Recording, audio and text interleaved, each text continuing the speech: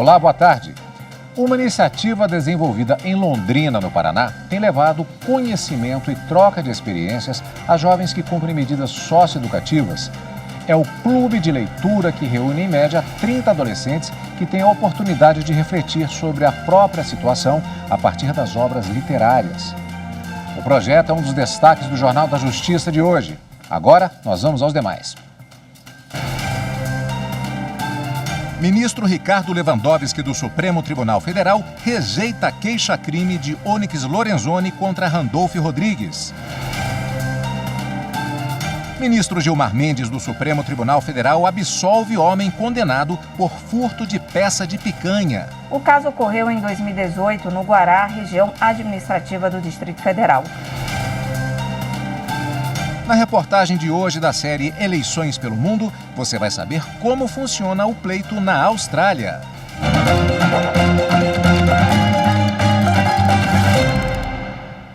O ministro Ricardo Lewandowski, do Supremo Tribunal Federal, mandou arquivar a queixa-crime apresentada pelo ministro do Trabalho e Previdência, Onyx Lorenzoni, contra o senador Randolph Rodrigues. O senador foi acusado de calúnia. Na queixa-crime, o ministro do Trabalho argumentou que, em entrevista a uma rede de televisão em junho do ano passado, o senador Randolph Rodrigues o teria acusado do suposto crime de ameaça e de tentativa de obstruir as investigações da CPI da pandemia. Na época, Lorenzoni era ministro-chefe da Secretaria-Geral da Presidência da República. Mas, ao apresentar a petição, o ministro não recolheu as custas processuais, procedimento obrigatório para dar prosseguimento à ação. O ministro Ricardo Lewandowski, do STF, afirmou que, como não foi cumprida a formalidade, não há como dar continuidade ao processo e nem mesmo corrigir o erro, uma vez que o caso se refere a um fato de junho do ano passado. Portanto, o prazo para apresentação da queixa-crime, que é de 6 meses, já venceu. O ministro Gilmar Mendes, do Supremo Tribunal Federal, absolveu o homem que furtou peça de picanha por considerar a pena de prisão desrazoável. Ele havia sido condenado a 1 ano de prisão no regime semiaberto. O ministro Gilmar Mendes reformou decisão do Superior Tribunal de Justiça que manteve a condenação do homem por furtar uma peça de picanha. O ministro atendeu ao pedido da Defensoria Pública do Distrito Federal, que alegou que a conduta não representava agressão relevante e que, apesar do homem ser reincidente, não afasta a aplicabilidade do princípio da insignificância. O caso ocorreu em 2018 no Guará, região administrativa do Distrito Federal. O homem foi pego pelo fiscal do supermercado quando saía com a carne no valor de R$ 52 escondida na roupa. O Tribunal de Justiça do Distrito Federal considerou o homem culpado porque ele já havia praticado outros crimes. Para o ministro Gilmar Mendes, apesar das turmas do STF entenderem que a reincidência é um motivo para afastar o princípio da insignificância para crimes de menor valor, esse caso específico tem particularidades, como, por exemplo, a conduta tem ofensividade mínima e não oferece risco social. Além disso, o ministro considerou que a consequência principal de um crime é o aumento patrimonial, o que não ocorreu nesse caso. Por isso, a prisão não se justifica. Representantes do Ministério Público Federal e do Ministério Público da Paraíba estiveram no município de Lucena, no interior do estado. Promotores e procuradores foram ao local para colher informações sobre o caso de crianças de 5 a 11 anos de idade vacinadas com doses de adulto contra a Covid-19. Foi realizada reunião com as secretarias de saúde da Paraíba e do município de Lucena e as mães das crianças vacinadas. Segundo as informações levantadas pelo grupo, 49 menores com idades entre 5 e 11 anos receberam doses de adulto do imunizante contra a Covid-19. Além disso, 36 delas tomaram vacina vencida. Essas crianças vão receber acompanhamento médico por 30 dias. Os governos estadual e municipal também informaram que cerca de 1.400 vacinas vão ser descartadas por estarem fora do prazo de validade. Assim como as crianças, outras 200 pessoas, entre adolescentes e adultos, também foram vacinadas com doses vencidas. Para o Ministério Público Federal, o fato demonstra falta de planejamento dos gestores de saúde. A Procuradoria-Geral da República encaminhou ao Ministério da Saúde e à Anvisa, a Agência Nacional de Vigilância Sanitária, ofício com as informações colhidas no local. O objetivo é preservar a campanha de vacinação contra a Covid-19 no território paraibano. O presidente do Superior Tribunal de Justiça, ministro Humberto Martins, manteve fiança para suspeito de envolvimento com um grupo que furtava combustível de oleodutos da Petrobras. Por não vislumbrar flagrante ilegalidade que justifique o deferimento de liminar durante o regime de plantão judiciário, o presidente do STJ, ministro Humberto Martins, indeferiu liminar em recurso em habeas corpus do Tribunal de Justiça do Rio de Janeiro, que fixou em R$30 mil a fiança imposta como condição para que um preso denunciado por associação criminosa e receptação qualificada possa responder ao processo em liberdade. O Ministério Público Estadual ofereceu denúncia contra o suspeito, sustentando que ele teria envolvimento com os crimes de uma organização especializada em perfurar oleodutos da Petrobras para furtar combustível. O acusado teve a prisão preventiva decretada em 2020. No ano seguinte, a prisão preventiva foi substituída por medidas cautelares diversas, entre elas a exigência de fiança de R$50 mil, valor posteriormente reduzido pelo Tribunal de Justiça do Rio de Janeiro para R$30 mil. No recurso submetido ao STJ, a defesa pediu liminarmente e no mérito o afastamento da fiança ou a sua redução. Para o presidente do STJ, ministro Humberto Martins, o caso não se encaixa nas hipóteses de atuação do tribunal no plantão judiciário. Além disso, o ministro avaliou que a medida liminar requerida se confunde com o pedido principal do habeas corpus, devendo, por isso, aguardar o pronunciamento definitivo do órgão colegiado competente, no caso, a 5ª turma. Veja a seguir: Clube de Leitura abre janelas para adolescentes do Sistema Socioeducativo de Londrina, no Paraná. Os detalhes em instantes.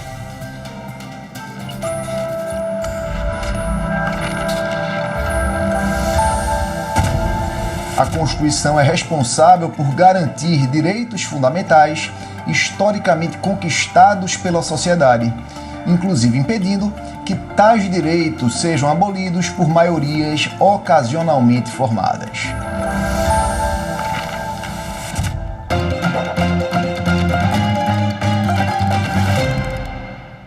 Uma ação iniciada no Centro Socioeducativo de Londrina, no Paraná, usa a leitura para oferecer um novo rumo a jovens que cumprem medidas. O projeto surgiu durante a pandemia e foi um dos vencedores da primeira edição do Prêmio Prioridade Absoluta, promovido pelo Conselho Nacional de Justiça na categoria Poder Público. A pandemia do coronavírus deixou ainda mais isolados os adolescentes que cumpriam medidas socioeducativas. Mas foi neste momento de incertezas que a socióloga Andressa Ferreira Cândido teve a ideia de usar a literatura para discutir temas importantes para esses jovens. Foi aí que surgiu o Clube da Leitura. Fui para teletrabalho. Então, de que forma que eu em teletrabalho ia acompanhar os meus adolescentes, né? De casa eu ia acompanhar os meus meninos. Então, daí eu falei com o meu diretor e falei da gente fazer clube de leitura, que numa estratégia da gente refletir sobre os temas que muitas vezes a gente trabalha nos atendimentos, né, do serviço social. Questões de machismo, racismo, feminismo, cultura do crime. A proposta é apresentada aos jovens de acordo com o interesse deles. São sempre escolhidos temas importantes que levam à reflexão. Uma vez por mês, o Clube de Leitura mobiliza, em média, 30 jovens de 12 a 21 anos internados na unidade ou nos outros 16 centros de todo o estado. Além de ler os livros, eles participam de debates por teleconferência com autores e especialistas nos temas. Antes de implementar a biblioteca e o clube, a equipe enfrentou algumas dificuldades. Uma delas foi que os livros eram considerados armas e eram vigiados. Era uma série de problemas. Faltava livro, faltava estrutura, faltava a liberação para acesso dos meninos aos livros e nós tínhamos essa dificuldade. O único ponto positivo ali que nós sempre tivemos era tempo em abundância. Com a ajuda da juíza da 2ª Vara da Infância e da Juventude de Londrina, o centro passou a ter uma biblioteca e a professora Angelita organizou o local com livros doados. A Secretaria de Estado da Justiça, Família e Trabalho apoiou a criação do ambiente de leitura e incentivou o clube. Segundo a psicóloga Tayane Carolina, que também participa do projeto, o jovem que lê consegue lidar melhor com as situações limites. Além disso, o incentivo à leitura faz com que esses jovens infratores se conheçam melhor. Com a leitura e muito mais, com a formalização de um espaço de fala que foi reconhecido por eles como uma oportunidade de dizer de si, de pensar sobre as realidades que se vive e sobre a realidade daqueles que, topando participar do clube, trouxeram, seja o autor de um livro, seja os técnicos, professores, diretores e agentes dos centros socioeducativos. Para falar sobre o assunto, nós conversamos agora com o chefe do Departamento de Atendimento Socioeducativo do Paraná, vinculado à Secretaria de Estado da Justiça, Família e Trabalho, Coronel Davi Antônio Pancotti. Boa tarde, Coronel. Obrigado pela presença aqui no Jornal da Justiça.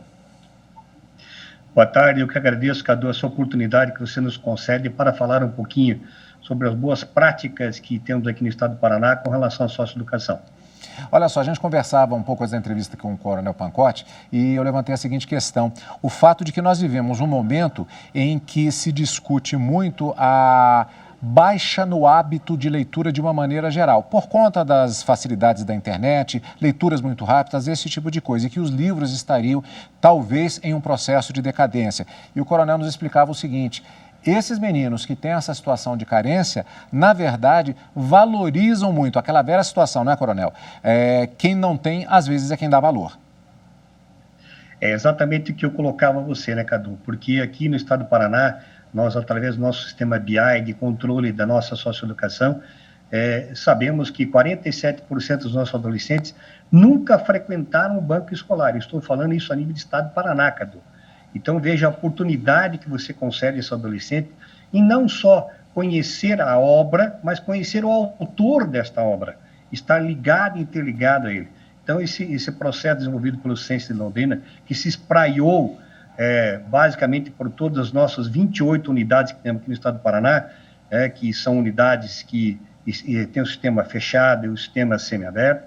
Nós temos aqui, então, uma ação muito boa que foi desenvolvida pelo Censo Londrina, pelo diretor Amarildo, pela Andressa, a nossa professora também que está aí, a psicóloga que fez a entrevista, e nós conseguimos espraiar, como eu disse há pouco, para todo o estado do Paraná. E isso hoje, né, é um assunto que campeia, né, todas as ações da socioeducação e contradiz aquilo que você mesmo colocou. A informatização, ela é prioridade. Nós temos as salas de informáticas em todas as nossas unidades. Só que não só elas são prioridades. A prioridade do adolescente hoje é conhecer profundamente o autor de uma obra, estar interligado a esta obra, falar com esse autor, né, conhecer efetivamente o conteúdo e as dúvidas que ele tem e esse debate que ele gera com esse autor dessa obra, para que esse processo educativo que a gente tem aqui no estado do Paraná seja um processo construtivo e cidadão. No projeto, ele é relativamente recente e se espalhou de uma maneira muito rápida, primeiramente começando em Londrina e indo para todo o estado. Parece que nós já temos, inclusive, diversos dados que comprovam o sucesso do projeto, como, por exemplo, jovens que até já passaram no vestibular. É isso mesmo, Coronel? Com certeza. Essa questão do clube de leitura fez com que incentivássemos os adolescentes não só a participar do clube de leitura, mas a instrumentalizar muitas ações que nós temos aqui no nosso sistema socioeducativo e também temos no Brasil, a questão da participação no Enem, a participação de vestibular, enfim, nós tivemos aí esse ano, por exemplo, no Enem, a participação de 90% dos nossos adolescentes aqui no estado do Paraná. E tivemos, só este mês, aí 2 adolescentes que passaram no vestibular, um em engenharia e outro na área de educação física, e que um deles está conosco em Londrina hoje, né, no Censo de Londrina hoje, irá fazer esse curso à distância. O outro já saiu do sistema, né, mas dentro do sistema foi incentivado a fazer o vestibular, passou no vestibular e hoje está fora do sistema e vai frequentar a nossa universidade aqui no estado do Paraná. Um aspecto interessante, voltando um pouquinho à questão da tecnologia que falamos agora há pouco, é também aquela discussão que há, tecnologia, livro físico. Parece que percebemos nesse projeto que a existência das bibliotecas e também com o auxílio da tecnologia, na verdade, são sistemas que eles não se contrapõem, na verdade, eles são complementares. Com certeza. Nós incentivamos, inclusive, com a parceria aqui da nossa Secretaria de Justiça, Família e Trabalho, nosso secretário Enê Leprevô, fez aqui um termo de cooperação com a nossa Secretaria de Educação, que já temos há anos, né, para que a gente pudesse adquirir, né, mais livros para todas as bibliotecas. Nós elencamos 50 títulos de livros para cada biblioteca que temos aqui no nosso estado, e a Secretaria de Educação foi uma parceira nesse processo, bem como uma parceira no processo também da tecnologia, e que nos possibilitou também instrumentalizarmos via nossa companhia de informática do nosso estado, dentro de cada Sense e cada Semi-Liberdade, a instalação dos nossos equipamentos, né, e da internet, para que a gente pudesse conjugar esses fatores, né, da leitura do nosso livro físico com a questão da internet. E a participação nas lives dos nossos autores de livros é bem significativa. Todos eles gostaram muito, né? Nós tivemos aqui uma participação muito grande dos autores e até tivemos a última participação desse ano de 2021 do nosso diretor da Biblioteca Pública do Estado do Paraná, que ficou encantado com as ações que nós estamos executando aqui em prol dos nossos adolescentes. Coronel, parabéns ao Coronel, parabéns à Londrina, parabéns ao Estado do Paraná pelo lindo projeto e obrigado pela presença aqui no Jornal da Justiça, primeira edição. Nós agradecemos muito, Cadu, e queremos ser parceiros efetivos de todos vocês. Nós temos outros grandes projetos e outras boas ações aqui que estamos praticando junto aos nossos Sense e Casa Semi-Liberdade, que gostaríamos também de colocar à disposição de vocês para vocês tomarem conhecimento, não só aqui no estado do Paraná, mas como em todo o nosso Brasil. Muito obrigado pela oportunidade que você nos dá de falar um pouquinho da nossa socioeducação do nosso estado. Vamos acompanhar e vamos divulgar. Muito obrigado. E veja na reportagem de hoje da série Eleições pelo Mundo. Você vai saber como funciona o pleito na Austrália em instantes.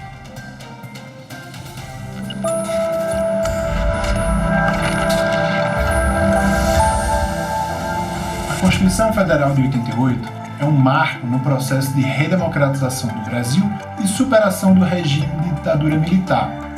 Cada artigo, parágrafo, inciso, cada direito previsto na nossa Constituição é fruto de muito debate, discussão e, acima de tudo, de participação e mobilização popular.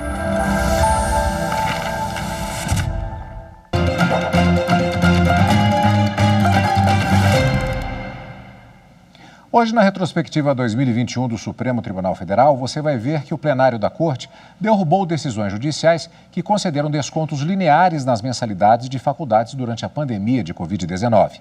A maioria dos ministros seguiu o voto da relatora, ministra Rosa Weber.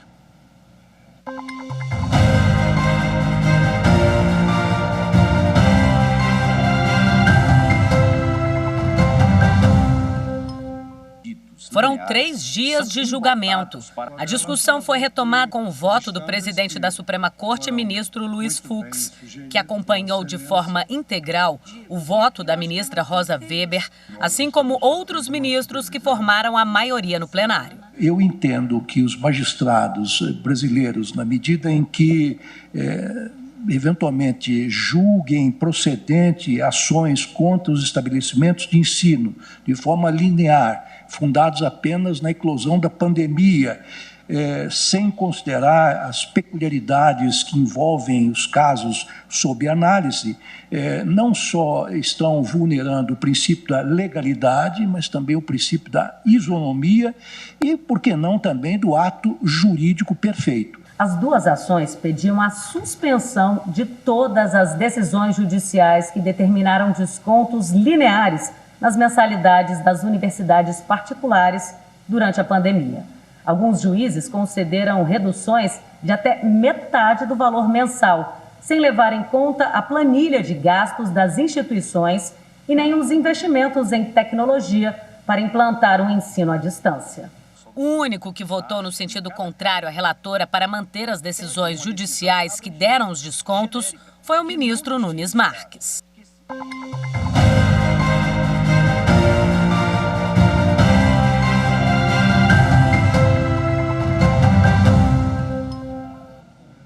Um país que é chefiado por uma rainha, mas que também tem primeiro-ministro e não possui presidente. Neste lugar, a eleição é feita por cédula de papel. Estamos falando da Austrália, tema da 8ª reportagem da série Eleições pelo Mundo.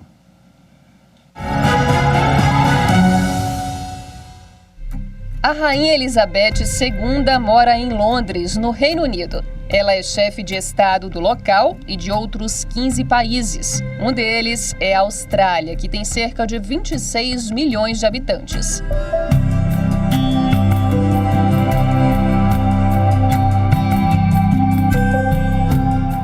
A Austrália é uma monarquia parlamentarista. Existe uma rainha que designa uma governadora ou um governador geral para representá-la e também há uma primeira ou um primeiro-ministro, escolhido pelo legislativo. Portanto, no país, não tem o cargo de presidente. A população elege 76 senadoras e senadores. Eles têm mandato de 6 anos, mas a cada 3, metade do Senado é trocada.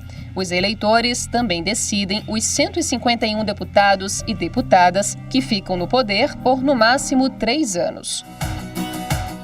Esta brasileira, que mora há 11 anos no estado de Queensland e há 7 tem cidadania australiana, conta que durante o período de 3 anos, o partido que venceu pode trocar de ministro quantas vezes desejar.